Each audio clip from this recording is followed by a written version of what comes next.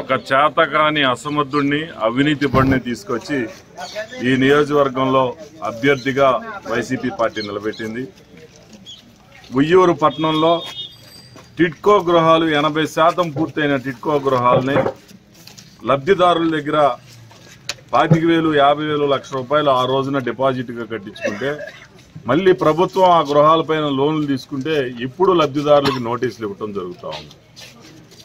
అసమర్థుడు అని ఎందుకు అన్నాము అనంటే టిడ్కో గృహాల్లో ఈయన గృహ నిర్మాణ శాఖ మంత్రి, మరి ఈమె రాష్ట్ర వ్యాప్తంగా ఈయన ఏం వెలగబెట్టాడో తెలియదు, పెడంలో ఏం వెలగబెట్టాడో తెలియదు, కానీ కనీసం ఉయ్యూరికి అభ్యర్థిగా ఇక్కడికి వచ్చినప్పుడు ఆ టిడ్కో గృహాలు లబ్ధిదారులకు అందించాలనే జ్ఞానం లేని ఒక శాసనసభ్యుడిని, ఒక అవినీతి పరుడిని ఇక్కడ అభ్యర్థిగా నిలబెట్టారు.